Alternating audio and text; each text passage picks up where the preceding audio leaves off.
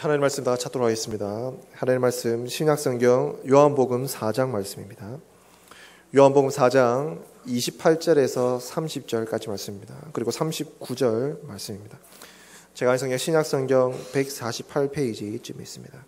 요한복음 4장 28절에서 30절입니다. 그리고 39절 한 절 말씀입니다. 신약성경 148페이지쯤에 있습니다. 요한복음 4장 28절에서 30절 그리고 39절 말씀입니다. 네, 찾았으면 정독하겠습니다. 여자가 물동이를 버려두고 동네로 들어가서 사람들에게 이르되 내가 행한 모든 일을 내게 말한 사람을 와서 보라. 이는 그리스도가 아니냐 하니 그들이 동네에서 나와 예수께로 오더라. 39절입니다. 여자의 말이 내가 행한 모든 것을 그가 내게 말하였다 증언하므로 그 동네 중에 많은 사마리아인이 예수를 믿는지라. 아멘. 우리 시간 우리가 너무나 잘 아는 우리 박종관 목사님 거창 마리 위에 섬기고 계시는데 박종관 목사님 나오셔서 하나님의 말씀 증거해 주시도록 하겠습니다.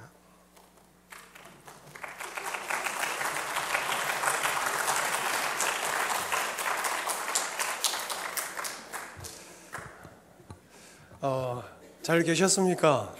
예. 살다 보니까 이런 일도 있네요. 예. 다른 분은 모를 수도 있겠지만 선교사가 되기 위해서 신대원에 들어갔습니다. 그래서 갑자기 목사였다가 선교사로 간다니까 또 당황하신 분들 있고 그러는데 저는 선교사가 되면서 참 감사한 부분이 여기 있습니다. 제가 거쳐왔던 교회에 다시 돌아가서 인사를 할 수 있는 이 기회가 다른 분들에게 잘 없습니다. 예, 근데 이런 직분을 맡고 있으니까 이런 기회도 있는 것 같아서 너무 감사하고 또 이렇게 만나게 돼서 너무 반갑고 좋습니다. 반갑습니다. 예. 예. 또 이렇게 설교할 수 있는 자리를 주신 또 담임 목사님과 또 당회의 모든 장로님께 감사드립니다. 제가 또 같이 나누고 싶은 말도 참 많지만 교회도 너무 많이 바뀌고요. 제가 2층으로 갈 뻔했습니다. 3층인가요? 예, 갈 뻔했는데 너무 많이 바뀌어가지고 참 좋습니다. 저는 선교사가 되었는데요. 왜 선교사의 길을 가게 되었는가라는 부분에서 또 말씀을 드리고 또 하필이면 일본 선교사인가? 예, 아는 지인들은 그렇게 물어봅니다. 왜 일본이냐고. 예, 그래서 일본 선교사가 되어야 될 이유에 대해서 말씀을 통해서 함께 나누고요. 그리고 제가 가야 될 그 일본은 도대체 어떤 나라인가 짧게 한번 살펴봤으면 좋겠습니다. 먼저 저희 인생의 작은 그 흔적들을 살펴보면서 말씀을 나누겠습니다. 예, 61기 KPM 일본 선교사 박종관, 배혜영, 박세영입니다. 예, 사진을 찍었습니다. 교회 앞에 예쁜 꽃들이 있어가지고 사진을 찍었는데 잘 나왔죠? 예.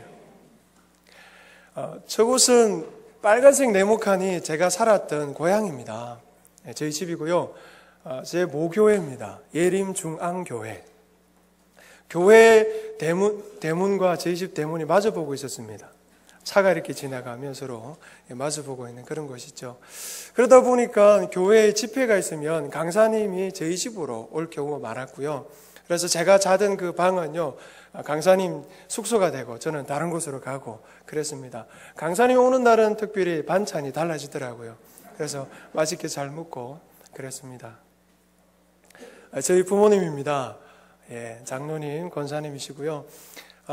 인생에 있어서 가장 존경하는 분은 부모님입니다. 왜냐하면 저에게 보여주신 그 인생의 모습들이 너무 귀하고 귀하여서 저는 제 인생에 가장 존경하는 분은 부모님입니다라고 고백을 합니다. 어릴 적에 스매킹 햄버거를 했습니다. 롯데리아가 나오기 전에 우리 학생들은 잘 모르겠지만 예림 밀양에 스매킹 햄버거가 있었는데 그 햄버거 집을 저희 집에서 했고요. 고등학교 때는 기독교 서점을 했습니다.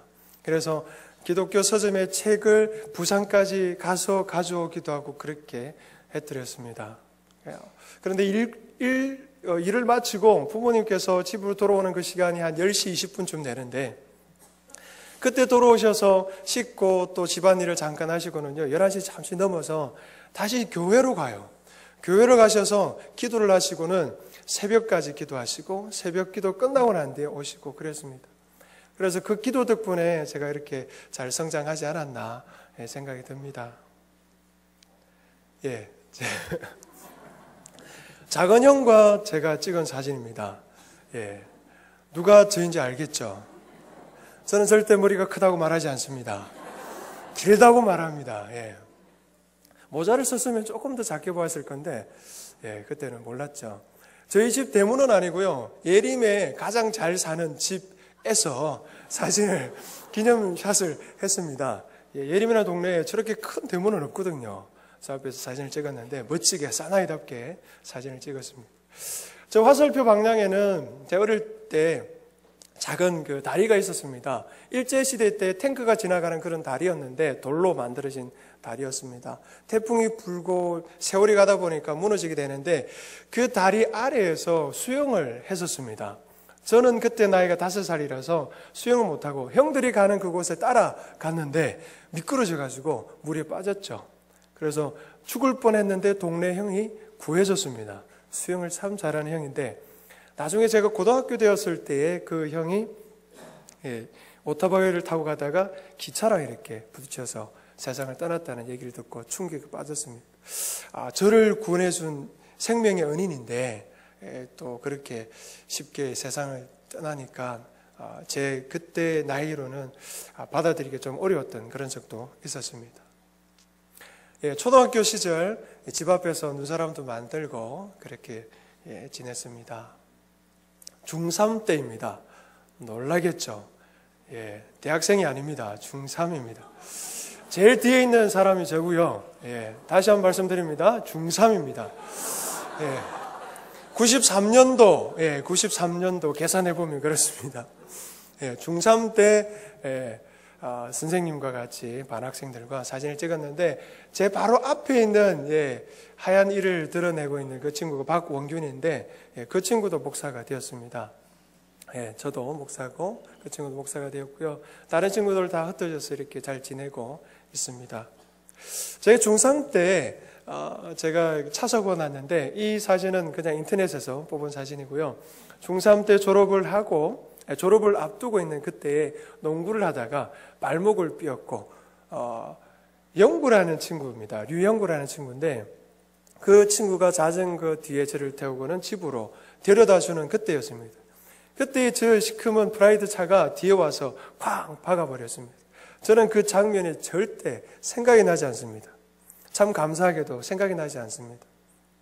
근데 그때 운동장에서 농구하던 친구들 얘기를 들어보면 제가 공중에 붕 날랐대요. 그래서 슈퍼맨처럼 날랐다가 쿵 박았는데 제가 한 3일 동안 의식이 없었습니다. 부모님도 못 알아보고 거품을 입에 물고는 그렇게 하루 이틀을 보냈는데 4일째 되는 날 제가 의식이 돌아와서 수술을 하지 않고 퇴원하게 되었습니다. 물론 이제 왼쪽 다리와 또 다른 부분이 다쳤기 때문에 40일 정도 있었습니다. 40일 정도 병원에서 지내다가 퇴원을 하게 되었고요. 류영구라는 그 친구는 코가 완전히 박살났는데 코를 오똑 이렇게 세워가지고 성형 수술을 해가지고 같이 퇴원을 했습니다. 퇴원하는 날 기념으로 라면을 막 이렇게 끓여서 먹고 퇴원을 했습니다. 생명은 하나님 손에 있습니다. 아멘. 제가 고등학교 때 위원장도 하고 또 이런 세월을 보내면서 연극도 하고 교회 안에서 생활을 많이 했습니다. 모태신앙으로서 생활을 했는데 수련회 때마다 1년치 모았던 그 회개해야 될 기도의 제목을 가지고 회개도 하고 그렇게 지내면서 학생 시절을 보냈습니다. 대학 졸업을 하는 학사모입니다. 이때 제가 그냥 문득 드는 생각이 대학을 졸업하는데 무엇을 해야 될지 모르겠는 거예요. 그래서 천지 만물을 창조하신 하나님 앞에 내가 물어봐야 되겠다라는 생각이 들었습니다. 부모님 기도 덕분이죠. 제가 무슨 생각으로, 무슨 신앙으로 그런 생각을 했는지 모르겠지만 그냥 그런 마음이 들어서 새벽에 엎드렸습니다. 새벽기도 갔다 와서 1시간 기도하고요. 또 밤 11시에 가서 또 기도하고요. 열심히 기도했습니다. 졸업을 앞두고 하나님 내가 무엇을 해야 되겠습니까? 라고 묻는데 하나님께서 응답을 안 해주셨어요. 그래서 과 교수님, 신경규 교수님께 가서 여쭤봤죠. 교수님, 제가 이렇게 열심히 기도했는데 하나님께서 응답을 안 해주십니다. 어떻게 하면 좋겠습니까? 라고 물어보니까 교수님이 너무 쉽게 대답을 하셨습니다. 더 열심히 기도해라. 네, 더 열심히 기도해라. 근데 저는 그 말을 듣고요, 더 열심히 기도해야 되겠다는 생각을 가지고 고향으로 가서, 집으로 가서 부모님께 돈을 받아서 기도원에 갔습니다. 양산에 있는 기도원에 갔는데 그곳에 가서 이제 기도를 하려고 하는데 방을 주는데요, 그 방이 금식하는 방이었습니다. 멀쩡하게 생긴 학생이 기도하러 왔으니까 뭐 큰일 났겠지라고 생각하고 금식하는 방을 준 것 같아요. 그 방에 들어가서 앉아 있는데 뒤에 있는 어떤 한 분이 저에게 물어봅니다. 며칠 금식할 겁니까? 왜 물어봤는지 모르겠어요. 지금 제가 다시 생각해 볼 때에 왜 그분이 나에게 그 질문을 했는지 모르겠지만 저는 그 질문에 7일 합니다라고 얘기했어요. 저는 그때 이제 고등학교 졸업하고 이제 대학을 졸업을 하기 위한 그때인데 막 이렇게 신앙이 돈독한 사람이 아니었어요. 고난주간 뭐 한 끼 금식할까 말까 하는 그런 사람인데 그때 그 질문 앞에 저는 7일 금식합니다라고 말한 거죠. 그리고는 금식하면서 기도했습니다. 배가 고프지 않았습니다. 힘은 빠지고 다리에 힘도 없고 이게 금식을 하면 이렇게 되구나라는 생각이 들 정도로 살이 쑥쑥 빠지면서 잠도 오고 피곤하기도 하고 그랬었습니다. 하지만 배는 고프지 않았어요. 그래서 힘이 없는 상태에서 가서 엎드려서 기도하고 또 저녁에 집회 강사님이 오시면 또 말씀 듣고 그랬는데 그때 요나서의 말씀을 가지고 말씀하시면서 니느웨는 오늘날 일본과도 같다라는 그 말씀 앞에 저는 무릎을 꿇었습니다. 하나님께서 나에게 일본 선교사가 되라는 말씀을 하시구나라는 것을 저는 깨달았습니다. 제 인생을 돌아보니까 고등학교 때 제2 외국어가 일본어였습니다. 그리고 대학을 들어갈 때 여러 가지 과정들이 있었습니다. 제 나름대로 여러 가지 간증거리가 있는데 시간이 부족하니까 다 말씀을 못 드리지만 그런 간증 가운데 하나님께서 지나오게 하셨구나. 그래서 일본 선교사가 되게 하시는 것이 하나님께서 나에게 주신 소명이구나라는 것을 믿게 되었습니다. 저는 하나님께서 소명을 주신 것보다 내 인생을 하나님께서 인도해 오셨구나. 그냥 버려졌거나 아니면 하나님께서 그냥 때가 되어서 나를 불렀다는 것이 아니라 하나님께서 처음부터 나를 인도해 오셨다. 나와 함께 하셨다는 그 사실에 더 감동받고 눈물을 흘리면서 기도했죠. 그리고 들은 게 있어가지고 내가 하나님 일을 하기 위해서는 성령 충만 받아야 된다. 그런 생각으로 기도했죠. 막 기도했습니다. 구함을 쳤습니다. 성령 달라고 막 구함을 쳤는데 신학적으로 좀 맞지 않죠? 구함을 지르면서 하나님 성령 주셔야 주의 일을 하지 않겠습니까? 라면서 막 따지고 기도했어요. 그때 원장님인지 모르겠지만 누군가 와서 툭툭 어깨를 치고는요, 그렇게 기도하면 안 됩니다. 조용히 기도하세요. 그리고는 그때부터 조용히 그렇게 기도를 했습니다. 그 장소, 그 기도는 제가 다시 돌아가고 싶은 영적인 제 이 고향입니다. 정말 그 자리는 너무너무 좋고 너무 깨끗하고 너무 소중한 자리였습니다. 하나님께서에게 일본 선교사의 소명을 주신 자리입니다. 그래서 저는 신대원에 들어가기로 마음먹고 목사 선교사 되기 위해서 들어가고자 열심히 공부하고 또 하나님의 크신 은혜 가운데 들어가게 되었습니다. 이것 또한 하나님께 주신 간증거리가 참 많은데 아무튼 하나님의 은혜로 들어갔습니다. 그곳에 들어가니까 또 일본 동아리가 생겼습니다. 제가 세운 것은 아니지만 그때 마침 일본 선교의 꿈을 가진 분들이 많이 있어서 함께 일본 동아리를 세웠고 그 동아리 팀들과 함께 일본 투어를 하게 되었습니다. 이신철 교수님과 함께 일본 투어를 하게 되었는데 그 자리에 함께 했던 분 11명인데 5분이 일본 현장에서 지금 선교사로 섬기고 계십니다. 저까지 가면 6명 되겠죠. 그래서 하나님께서 저의 길을 이렇게 인도하시고 하지만 저에게는 참 궁금한 것들이 많았습니다. 제가 목사 안수 받기 전에 강도사가 되면 전도사의 어떤 그 사역을 마치고 이제 신대원에서 졸업을 하게 되면 강도사가 되면 이제 선교사가 되겠거니 생각을 했었습니다. 그런데 하나님께서 자꾸 시간을 뒤로 미뤄 주셨습니다. 이것은 저희 연약함이 많아서 하나님께서 더 이렇게 준비되어서 가도록 하신 긴 연단의 시간이 아닐까 생각이 듭니다. 한 15년 흘렀습니다. 많이 흘렀죠. 그리고 제가 거창 마리교회에서 연락이 와서 주파성 선교사로 가시겠습니까? 예, 가겠습니다. 이때 그 담임 목사님은 저랑 같이 사역을 했던 섬기묘 교회에서 사역했던 목사님이고요. 신대원 입학 동기입니다. 저보다 나이 한 살 많으신 분인데 이분이 저의 또 선교사 되고자 하는 마음을 알고 있었고 그렇게 전화가 왔었습니다. 이 교회는 40명 정도 되는 교회였는데 1년 반 만에 100명이 되었습니다. 아시는 분은 아시겠지만 이 마리교회는 거창읍에 있는 것이 아니라 한 7분 정도 차를 타고 가야만 있는 곳, 그런 곳인데 그곳에서 40명이 100명이 되었죠. 그래서 교회 당에서 결의를 한 것이 100명이 되면 주파성 선교사 보냅시다. 그래서 당에서 결의를 했고 제가 이제 가게 된 것이죠. 선교사로 보낼 때 같이 교제를 나누고 정말 서로 함께 기도할 수 있는 그런 교제의 끈이 있어야 안 되겠습니까? 해서 일찍이 그렇게 가게 되었습니다. 그때는 제가 이제 15년 흘렸으니까 선교사 안 되겠거니 하고 마음을 접었습니다. 그때 같이 사역을 했던 분들은 좀 아시겠지만 제가 차를 샀어요.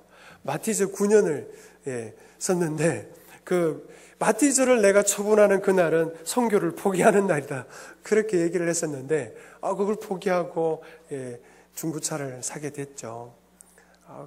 정말 그렇게 했는데도 불구하고 하나님께서 때 맞춰서 교회를 만나게 하시고 가게 하셨습니다.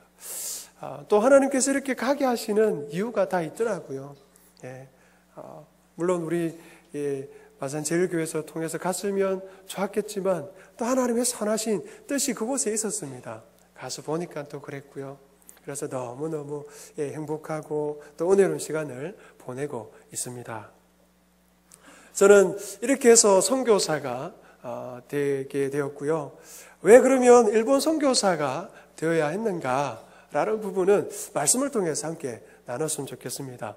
일본, 우리가 읽었던 그 본문의 말씀인데 말씀 보이죠? 이 말씀 같이 한번 읽어보겠습니다. 시작. 여자가 물동이를 버려두고 동네로 돌아가서 사람들에게 이르되 내가 행한 모든 일을 내게 말한 사람을 와서 보라. 이는 그리스도가 아니냐 하니 그들이 동네에서 나와 예수님께로 오더라. 아멘. 4장 3절을 보면 예수님께서 예루살렘에서 갈릴리로 가신다라고 말씀을 합니다. 그런데 4절에는요, 사마리아를 통과해야 되겠다라고 말씀을 따로 하시는 것이죠. 여기에는 물론 그 당시 유대인들은 사마리아를 통과하지 않고 갈릴리로 많이 갔습니다. 서로 좋지 않은 관계에 있기 때문에 그렇습니다. 그런데 예수님께서는 4절에 사마리아를 통과해야 되겠다라고 분명하게 말씀을 하십니다. 왜 그런가? 예수님 안에 분명한 이유와 목적이 있기 때문에 그랬을 것입니다. 그래서 예수님께서는 사마리아 지역으로 가시고 수가라는 동네로 들어가시고 그곳에서 야곱의 우물가라는 곳에서 앉아 쉬시는데 제자들은 먹을 것을 사러 동네로 들어갑니다. 이때 여인이 등장하죠. 사마리아 여인이 나타납니다. 사마리아 여인이 물을 기르러 왔고요. 이 물을 기르러 온 여인에게 예수님께서는 물을 달라라고 말씀을 하십니다. 저는 이 장면에 있어서 사마리아 여인 혼자 물을 기르러 왔고 야곱의 우물가에 예수님과 그 제자들이 함께 있었더라면 이 여인은 과연 우물가에 물을 기르러 왔을까? 아마 오지 않았을 것 같다. 도중에 오다가 돌아갔거나 아니면 저 멀리서 기다렸다가 예수님과 그 제자들이 사라지고 난 뒤에 물을 기르러 오지 않았을까라는 생각을 합니다. 왜 그러냐면 7절 말씀을 보면 사마리아 여자 한 사람이 물을 기르러 왔음에 예수님께서 물 좀 달라 하십니다. 그리고 난 뒤에 9절 말씀을 함께 읽겠습니다. 시작. 어찌하여 사마리아 여자인 나에게 물을 달라 하나이까 하니 이는 유대인이 사마리아인과 상종하지 아니함이로라.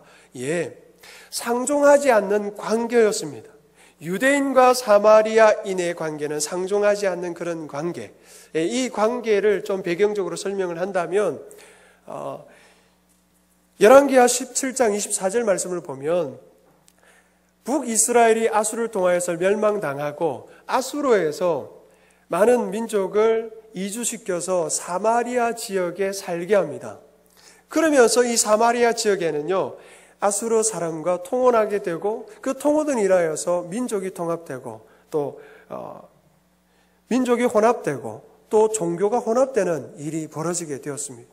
한 가정에 여러 종교를 섬기게 되는, 여러 신들을 섬기게 되는 일이 벌어지게 된 것이죠. 그래서 유대인들은요, 사마리아 지역의 사람들을 이방인과 같이 여기게 되었습니다. 남유다가 패망하고 나중에 다시금 포로 귀환할 때 성전을 재건합니다.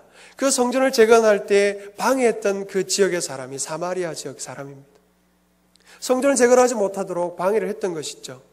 그리고 20절 말씀을 보면 예수님께서 물을 달라고 하시고 그 내용을 쭉쭉 얘기할 때에 이 여인이 예수님께서 선지자인 것으로 착각을 하고 당신은 예루살렘에 있는 예배 드리는 그 초소에 가서 예배를 드려야 되지 않겠습니까? 라는 질문을 합니다.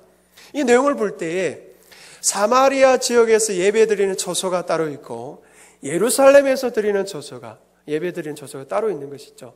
두 개 다 우리가 원조다. 하나님이 임재하여서 예배를 받으시는 장소다라고 서로 우기는 그런 모습들이 있는 것이죠. 그래서 여러 가지 배경을 통하여서 서로 상종하지 않는 관계가 되었습니다. 껄끄러운 관계. 그래서 유대인들은 요단강을 지나서 다시금 갈릴리로 가는 그런 번거로운 일들까지 하게 되는 것이죠. 이런 상황에서 사마리아 여인이 예수님과 제자들이 함께 있었더라면 갈 수 있었을까? 아마 힘들지 않았을까라는 생각이 듭니다. 그리고요, 이 장면, 지금 사마리아 여인과 예수님이 1대1로 만나고 있습니다. 이 장소, 이 시간은 예수님께서 이 여인을 위하여 두신 시간이라고 봅니다. 예수님께서 이 여인을 위하여서 예배해 놓은 시간이라고 볼 수 있습니다. 예수님께서 사마리아 지역으로 가신 이유가 무엇이 있겠습니까? 이 여인을 만나기 위해서 가신 것이죠. 이 여인에 대해서 다 아시는 주님께서 홀로 만나기 위해서 예비하신 장소라고 믿습니다. 그 야곱의 우물가가 오늘 여러분이 앉아있는 이 장소라고 믿으시길 바랍니다. 예수님께서 예비하신 그 장소, 주님께서 반드시 만나고 싶어하는 그 장소가 바로 여기라고 믿습니다. 이 사마리아 여인은 우연히 만났겠지라고 생각할지 모르겠지만 예수님은 그 여인을 만나기 위해서 준비하신 장소였습니다. 그렇다면 여인은, 오늘 예수님을 만났던 이 여인은 도대체 어떤 인물인가? 6절 말씀을 보면 성경에서는 이 여인이 육시에 왔다, 물을 기르러 육시에 왔다라고 말합니다. 이 육시는 오늘날 12시 정오와 같습니다. 이 정오에는 아무도 물을 기르러 가지 않습니다. 여성 혼자 특히 가지 않습니다. 물을 기르러 먼 길을 떠날 때는 서로 3, 4명 같이 우르르 같이 안 가겠습니까? 여자이기 때문에 더 그렇죠. 서로 여러 가지 이야기들을 나누면서 가는 것이 당연합니다. 날씨가 너무 덥기 때문에 오전에 물을 기르러 가는 경우가 많고요. 아니면 저녁 다음에 가죠. 근데 이 여인은 아무도 가지 않는 그 시간에 홀로 갔습니다. 그리고 18절 말씀을 보면 남편 5이 있었다라고 말합니다. 그리고 지금 현재 남자랑 살고 있는 여인으로 말씀을 하고 있는 것이죠. 물론 이 여인이 5번 이혼을 한 것이지만 이 여인이 스스로 이혼을 할 수 있었을까? 당시 그 문화적으로 볼 때는 남편에게 버림받지 않았을까? 왜냐하면 이혼할 수 있는 권리가 여인에게는 없었습니다. 남자에게 그 권리가 있었기 때문에 그런 가능성이 더 있지 않을까? 다른 것들을 다 덮더라도 이 여인은 5번이나 결혼했던 여인, 남편을 품었던 여인입니다. 얼마나 공허하고 메마른 심정에 있었을까? 그 메마르고 공한 심령으로서 홀로 아무도 없는 그 자리에 물을 기르러 온 여인이었습니다. 그리고 예수님께서는 다시는 목마르지 않는 물을 주겠다라고 말씀하실 때 이 여인은 믿음지 않는 상태에서 말을 합니다. 그런 물이 있다면 나에게 주셔서 다시는 이곳에 물을 기르러 오지 않게 해주십시오라고 말하는 것이죠. 이 여인에게 있어서는 이 번거로운 일, 너무너무 힘든 일 그만하고 싶은 마음도 있었습니다. 이런 여러 가지 배경을 통하여서 우리가 다시 한번 본문을 봤으면 좋겠습니다. 7절 말씀에 물을 좀 달라라고 말씀을 합니다. 이 요청에 사마리아 여인은 조금 전에 말씀드린 바와 같이 유대인은 사마리아 사람과 상종하지 않는데 어찌하여 나에게 물을 달라고 하십니까? 예수님은 또 다른 말씀을 합니다. 네가 하나님의 선물과 또 너에게 물을 달라고 하는 이를 알았더라면 너가 그에게 물을 달라고 했을 것이고 그가 너에게 생수를 주었을 것이다 라고 말씀을 합니다. 이 여인은요, 당신은 무슨 말을 합니까? 당신에게는 지금 물을 기를 수 있는 그럴 도 없고요. 이 야곱의 우물은 여기 오래전부터 있었습니다. 다른 데는 물을 기를 수 있는 우물이 없습니다. 그런데 어디서 물을 기를 수 있고 당신 손에는 물을 기를 수 있는 그릇도 없는데 물을 준다고 하십니까? 라고 도리어 묻는 것이죠. 예수님께서는 그 여인에게 또 다른 말씀을 합니다. 네가 주는 물은 다시 목마르겠지만 내가 주는 물은 영원히 목마르지 않는 그 속에서 솟아나는 샘물이 될 것이다 라고 말씀을 합니다. 그런 물이 있다면 주십시오. 믿어서 말하는 것이 아니죠. 그런 물이 있으면 주십시오. 다시는 내가 물을 기르러 오지 않도록 나에게 물을 주십시오라고 말을 합니다. 이때 예수님은 또 다른 말씀을 하시죠. 남편을 불러와라. 여인은 깜짝 놀랍니다. 나는 남편이 없습니다. 네 말이 참되도다. 나는 남편 5이 있었고 지금 있는 남자도 내 남편이 아니다. 그러니까 네 말이 옳도다라고 말씀을 합니다. 이 여인은요, 자기의 과거를 다 아는 예수님 바라보고는요, 당신은 선지자입니다. 선지자는 예루살렘 그 처소에서 예배를 드린다고 하는데 왜 여기 있습니까? 빨리 그곳으로 가십시오. 이 말을 하는 것이죠. 마음에 부담이 되니까 자기의 과거를 다 아는 선지자가 자기 앞에 있으니까 너무 부담되는 거죠. 그래서 그런 말을 하는 겁니다. 예수님께서는 그 여인에게 이 말씀을 합니다. 같이 한번 읽어보겠습니다. 4장 21절입니다. 시작. 여자여 내 말을 믿어라. 여자여 내 말을 믿어라. 그리고는 그 속에서 솟아나는 샘물에 대해서 말씀합니다. 성삼위 하나님 앞에 예배 드리는 것이 영원토록 마르지 않게 솟아나는 샘물이 된다라고 말씀을 쭉 이어서 하는 것이죠. 그런데 이 여인은요, 그것 또한 믿지 않습니다. 메시아 곧 그리스도가 오면 이 모든 것을 다 알려주실 겁니다. 그가 오시면 내가 그때 듣겠습니다라고 말하는 것이죠. 예수님께서 또다시 그 여인에게 말합니다. 4장 26절 같이 읽겠습니다. 내게 말하는 내가 그라. 한 번 더 외치겠습니다. 내가 그라. 예, 내가 그라라고 말씀을 합니다. 이 말을 들은 사마리아 여인은 깜짝 놀라고요. 그 뒤에 반응이 나타납니다. 28절에 물동이를 버려두고 동네로 들어갔다라고 말씀을 하고 29절에 내가 행한 모든 일을 내게 말한 사람을 와서 보라. 이는 그리스도가 아니냐. 여인의 모습이 달라졌습니다. 저는 이 대목을 통해서 일본 선교에 대한 마음을 분명하게 받았습니다. 아, 하나님께서 원하시는 길이구나. 내가 또 가야 되겠구나라는 생각을 가졌습니다. 왜냐하면 이 여인은 다른 사람의 눈을 피해서 물을 기르러 왔습니다. 다른 사람들은 수근수근거리고 손가락질하고 왜 저 여인은 저렇게 살까라고 생각했겠죠. 그래서 그 눈들을 피해서 조용히 혼자 왔습니다. 근데 이 여인은 물동이를 버려둔 채 동네로 들어갔습니다. 자기를 향하여 손가락질하고 수근수근 거리는 그 사람들 틈에 들어가서 와서 보라 그리스도가 아니냐라고 외치는 것이죠. 무엇이 그를 그렇게 바뀌게 했습니까?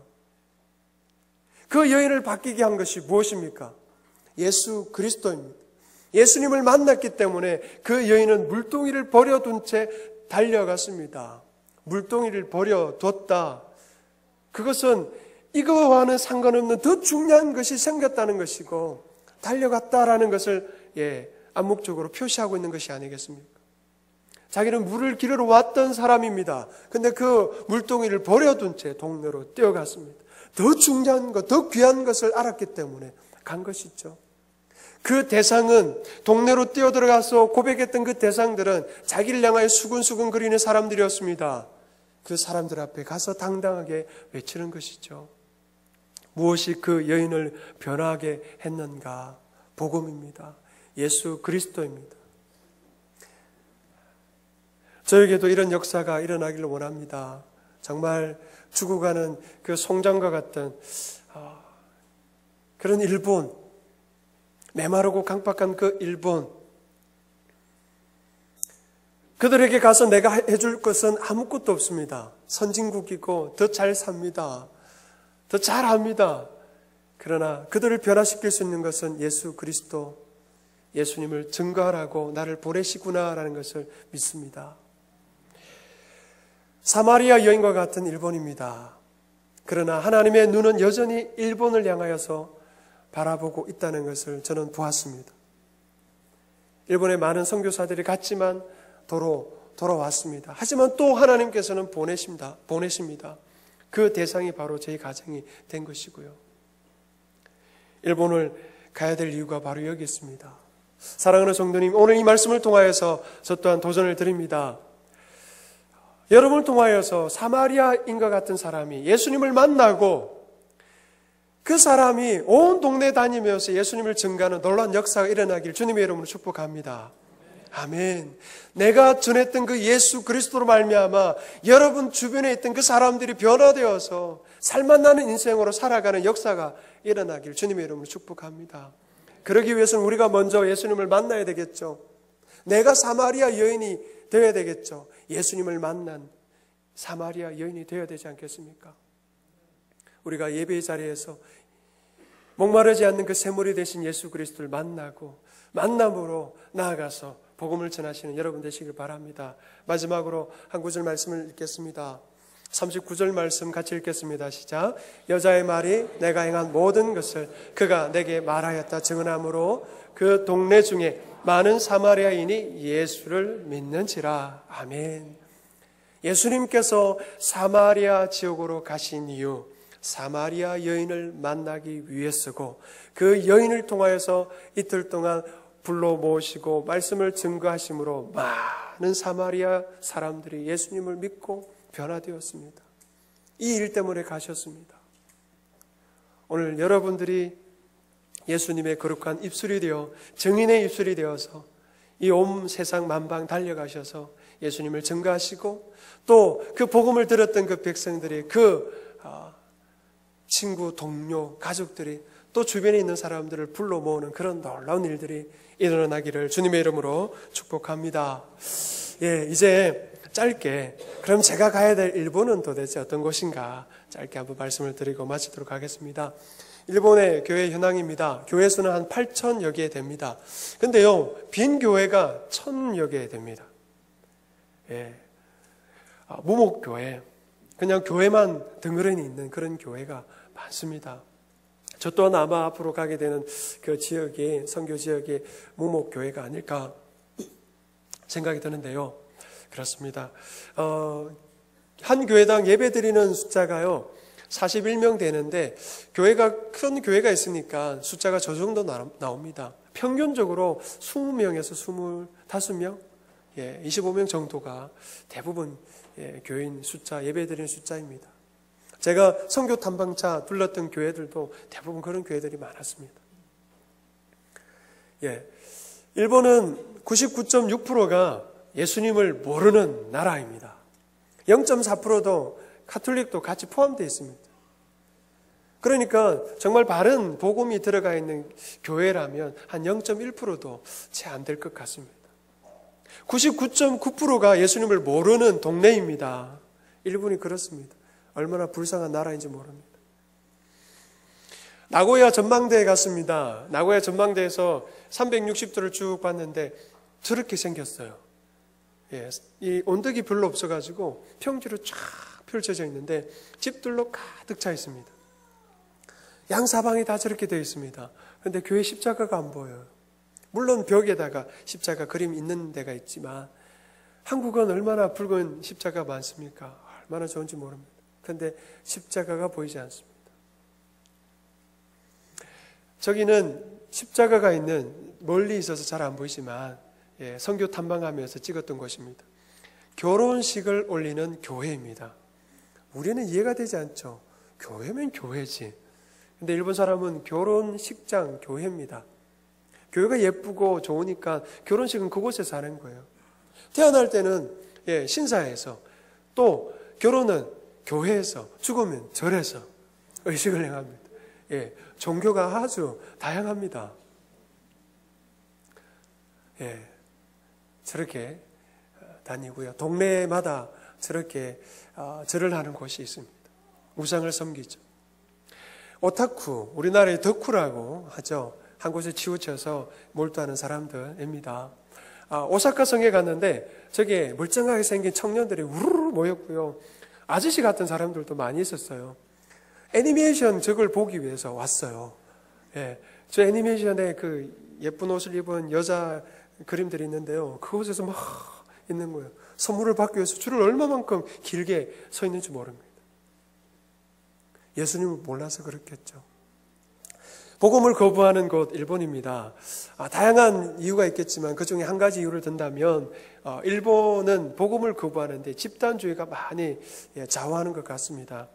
얼마만큼이냐면 학교를 등하교 할 때 이렇게 한 15명 정도 같이 무리를 지어서 갑니다. 물론 이제 이상한 사람들이 있기 때문에 보호하기 위해서 가지만 저런 것으로 인해서 어떤 것이 있냐면 어릴 적부터 단체라는 개념이 탁 심겨집니다. 시간을 정해놓고 그 단체 속에 들어가야만 되는 것이죠. 시간 늦어지면 어떻게 됩니까? 그 15명이 그 한 사람을 지목하는 것이죠. 왕따를 시킬 수가 있는 것이죠. 어릴 적부터 저렇게 단체주의 가운데 살아가고 있습니다. 똑같은 신발, 똑같은 옷. 그러면서 왕따라는 것이 일본에는 그 단체를 더 성장시켜야 되는데 방해하는 요소가 있다면 왕따를 시키는 경향이 있는 것 같아요. 죄의식도 이 집단주의 속에서 일어납니다. 개인적인 삶에 있어서는 아무도 터치하지 않습니다. 집안에서 일어나는 거 아무도 말하지 않습니다. 그러나 사회에 들어와서 그 집단 속에 정해져 있는 그 규칙에 있어서 어기면 죄의식을 느낍니다. 그러면서 언둔형의 사람들이 많습니다. 2050년 되면 일본인들 가운데 반반이 다 언둔형의 사람, 홀로 살아가는 사람과 일반 시민과 반반이 된다라고 말하는 그런 분들도 있습니다. 홀로 있을 때는 마음 편하게 마음대로 살아갑니다. 그러나 그 단체에 있어서 내가 그 사람 위해서 또 그 단체가 말하는 대로 행하지 않으면 내가 그 안에서 왕따가 되기 때문에 홀로 떨어져 나가는 것이죠. 죄의식도 마찬가지. 그곳에서 죄의식이 느껴집니다.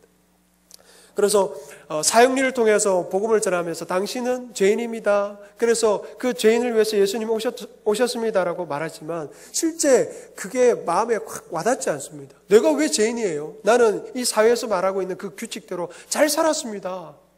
나는 죄인이 아닙니다라고 말하는 것이죠. 그래서 그 복음이 들어가기가 어려운 것입니다. 그러다 보니까 일본 선교사의 무덤이다라고 표현을 많이 합니다. 그 무덤 속에서 부활하라 그런 책도 있죠. 하지만 우리가 볼 때 희망이 있습니다. 자연재해가 그 땅에 얼마나 많은지 모릅니다. 여러분 잘 알겠지만은 그런 여러 가지 숱한 자연재해로 인하여서 그들의 마음이 많이 부드러워졌습니다.